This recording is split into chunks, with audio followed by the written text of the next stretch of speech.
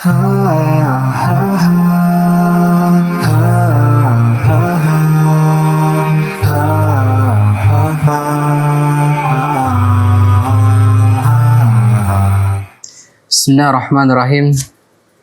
Assalamualaikum warahmatullahi wabarakatuh. Alhamdulillahirabbil alamin. Wassalatu wassalamu ala asrofil anbiya'i wal mursalin wa ala alihi wa ashabihi ajmain, amma ba'd. Sahabat keluarga muslim yang dimuliakan Allah, yang semoga kiranya Anda sekalian selalu dijaga oleh Allah di mana saja berada dan juga dalam keadaan apapun itu. Nah, mari sejenak kita hentikan kesibukan yang saat ini kita lakukan. Kesibukan yang kiranya membuat kita terlupa, terlena, dan membuat kita terlepas dari banyak kebaikan. Untuk mengingat Allah, menambah keimanan kepada Allah. Di segmen acara Nu'min Sa'ah, mari sejenak kita menambah keimanan kepada Allah, yang semoga dengannya kita menjadi pribadi hamba-hamba Allah yang selalu menjaga keimanan dan tentunya meningkatkan keimanan kita kepada Allah. Nah, kaum muslimin yang dimuliakan Allah, tentu setiap kita pernah mengalami yang namanya sangkaan. Baik itu berbaik sangka atau malah sebaliknya berburuk sangka. Namun kita perlu tahu, setiap kita harus bisa menjaga hati. Karena baik dan buruk sangka ini itu berkaitan dengan amalan hati. Dan hanya Dia dan Allah yang Maha tahu apa yang ada di hatinya. Apakah dia bersangka baik atau dia bersangka buruk. Dan banyak sekali kita dapati anjuran perintah agar kiranya kita selalu berprasangka baik kepada Allah. Jadi di sini mungkin kita bisa tahu setidaknya ada dua perkara yang kita harus jaga. Yang pertama, hubungan kita dengan Allah, dan yang kedua, hubungan dengan manusia. Yang setiap kita pasti pernah mengalami gesekan, mengalami kejadian, permasalahan, mungkin bersalah dalam berbicara, sehingga terjadilah gejolak, pertengkaran, dan lain sebagainya.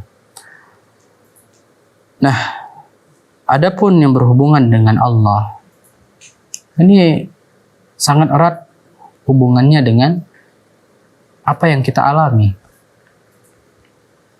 Maka dikatakan dalam hadisnya, Allah itu bersangka berdasarkan prasangka hambanya. Inda zanni abdi. Sesuai dengan prasangka hambanya. Kalau kita berprasangka baik kepada Allah, maka baik yang kita dapatkan.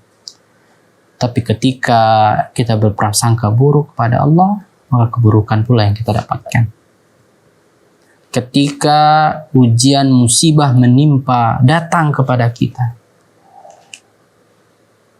maka kalaulah kita berbaik sangka menerima ujian tersebut, maka kita mendapatkan kebaikan. Maka kita akan mendapatkan keridhaan Allah. Dan bahkan kita akan mendapatkan jalan keluar dari masalah yang menimpa kita. Kemudahan dari masalah tersebut. Kelapangan yang ada di hati kita. Kita merasa tenang, merasa nyaman karena kita bergantung dengan Rabb yang Maha Kuasa. Sangat mudah bagi Allah menyelesaikan perkara masalah yang kita hadapi. Masalah yang kiranya kita merasa memecahkan kepala. sangat berat beban di pundak. Bahkan kita merasa mati lebih baik. Nah, ketahuilah, wahai kaum muslimin, stres yang kita alami, tekanan batin itu tak lain tak bukan disebabkan karena kita terlalu memikirkan masalah tersebut dan sangat kurang dalam berzikir. Ya, stres itu seringkali disebabkan karena banyak berpikir, kurang zikir. Kita terus berpikir bagaimana solusinya ini. Kita terus memutar otak kita agar bisa mendapatkan solusi dari masalah yang kita hadapi. Tapi kita lupa Allah yang memberikan masalah. Maka Allah sebaik-baiknya yang akan menyelesaikan masalah tersebut. Namun bukan berarti ketika kita memohon kepada Allah, meminta berdoa, kemudian kita serahkan begitu saja. Tidak. Kita juga berusaha. Jadikan ada sebab untuk menyelesaikan masalah yang kita hadapi. Maka disinilah sangat pentingnya kita berbaik sangka, berhusnudzon dengan Allah. Dan coba mencari atau mentadaburi, atau memikirkan, merenungkan apa kiranya hikmah di balik apa yang Allah berikan kepada kita. Hikmah yang bisa membuat kita menjadi sabar, membuat kita bisa menjadi berbaik sangka dengan Allah, sehingga kita tidak mencela, tidak mengumpat, tidak mengeluh dengan ujian yang Allah berikan tadi, karena baik sangkanya kita kepada Allah. Baik kaum muslimin yang dimuliakan Allah, kita akan lanjutkan lagi setelah beberapa jeda berikut ini.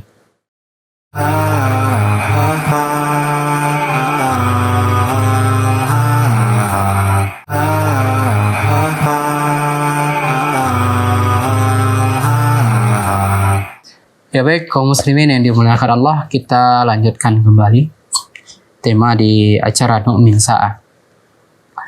Ada sebuah riwayat menceritakan tentang seorang raja bersama penasehatnya.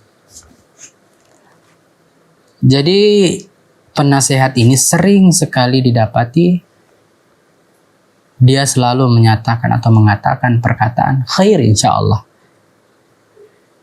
Setiap ada kejadian yang menimpanya atau menimpa orang di sekitarnya, dia akan mengatakan bersabarlah khair insya Allah. Selalu ini yang dia sampaikan. Dia katakan baik jika Allah menghendakinya. Dan ini membuat dia menjadi ridho. Setiap datang masalah, musibah, apa yang menimpanya, dia jadi ridho karena kalimat khair insya Allah. Maka suatu hari sang raja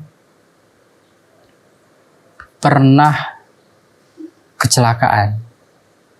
Kecelakaan di sini, sang raja ini mengalami kecelakaan yang membuat jarinya terputus. Artinya dia jadi cacat. Maka ketika dijenguk atau dihadapkan dengan penasihat ini, apa kata penasihat ini? Dia katakan kepada si raja ini, wahai raja khair insya Allah. Maka sang raja marah, murka. Gimana penasihatku ini? Aku mengalami musibah, dia mengatakan khair insya Allah. Maka sang raja karena amarahnya, murkanya kepada penasihatnya, dia dipanggil penjaganya, pengawalnya, kemudian dia perintahkan agar memenjarakan penasihatnya ini. Karena dia merasa tersinggung dengan kalimat tersebut, khair insyaallah. Maka ketika dia mau dibawa, dia mau dipenjarakan, dia juga kembali mengatakan perkataan yang sama. Khair insyaallah. Dia terima keputusan dari sang raja tersebut, kemudian dia dipenjara. Berlalulah hari, waktu demi waktu. Ternyata sang raja akhirnya dia melakukan perjalanan. Nah, ketika dia melakukan perjalanan seperti biasa dia berburu, dia terjebak di suatu kaum, tempat yang mana di sana orang-orangnya tersebut adalah orang yang barbar, bengis. Mudah sekali menumpahkan darah, membunuh, memberikan tumbal kepada sembahannya. Maka tertangkaplah raja dan pengawalnya. Yang karena dia cuma berburu, dia tidak membawa banyak pasukan. Tertangkaplah dia. Dikorbankanlah satu persatu dari pasukannya. Dan tiba saatnya dia. Sampai kepada gilirannya. Maka ketika dia diperiksa tubuhnya, jasadnya, diperiksa, didapati dia memiliki cacat. Yaitu tangannya, jarinya tadi itu terputus. Maka ternyata gara-gara ini dia dibebaskan, dilepaskan oleh kaum tersebut, suku tersebut. Sehingga ketika dia dapati perkara ini, dia teringat dengan penasehatnya. Nah, ini ternyata yang dimaksud oleh penasehatku, hikmah yang besar, khair insyaallah. Di sini dia langsung sadar, kemudian dia kembali dengan segera ke kerajaannya dan membebaskan si penasehat. Dia ceritakan apa yang dialami dan dia mengucapkan terima kasih. Ternyata ini hikmah yang besar. Namun ketika itu dia bertanya, wahai penasehatku, oke, pernyataanmu mengatakan khair insyaallah, untukku ya betul, terbukti. Ternyata memang ada hikmah yang besar karena tanganku, jariku tadi terputus sehingga aku selamat. Khair jadi selamat dari pengorbanan yang dilakukan oleh kaum barbar tersebut. Namun bagimu apa yang baik?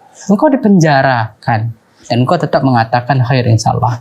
Apa jawabannya? Dia sambil tersenyum kepada sang raja, dia katakan, wahai raja, katakan khair insyaallah. Karena seandainya kalau saja engkau tidak memenjarakanku, maka aku akan ikut pergi bersamamu dan aku akan dikorbankan sebagaimana pengawalmu yang lain. Maka aku katakan khair insyaallah karena aku ditahan oleh keputusanmu. Nah, luar biasa kaum muslimin yang dimuliakan Allah. Coba lihat hikmah yang besar yang terkadang kita baru sadar hikmah tersebut ketika setelah berlalunya hari demi hari, masa demi masa. Tapi dengan syarat kita bisa ridho menerimanya. Karena ini bagiannya. Ini adalah bagian yang harus kita pahami. Kalau kita ingin mendapatkan kemudahan, pertolongan dari Allah, maka kita harus jadikan sabar dan sholat sebagai penolong kita. Jadikan husnuzon kepada Allah, berbaik sangka, agar kiranya mendatangkan ridhonya Allah dan akan datang pertolongan dari Allah. Tentu ini sangat luar biasa yang kita bisa mengambil hikmah yang besar ketika kita ditimpa musibah. Paling minimal kita mengucapkan kalimat istirja. Kita kembalikan kepada Allah dan kita berdoa semoga kiranya Allah berikan kekuatan untuk kita. Yakinlah dengan firman Allah mengatakan la yukallifullahu nafsan illa wus'aha. Allah tidak akan menguji hambanya di luar batas kemampuannya. Allah Maha tahu, Allah tahu hambanya itu mampu pada asalnya. Sebagaimana orang yang menciptakan jam, menciptakan HP, menciptakan mobil, dia tahu apa yang harus dihindari dan apa yang harus dirawat dari ciptaannya. Begitu juga dengan kita. Allah Maha tahu, tapi terkadang kita sendiri yang merasa tidak sanggup, tidak mampu, sehingga kita melakukan perkara-perkara yang mendatangkan murkanya Allah. Baik kaum muslimin yang dimuliakan Allah, kita akan lanjutkan insyaallah setelah beberapa jeda berikut ini.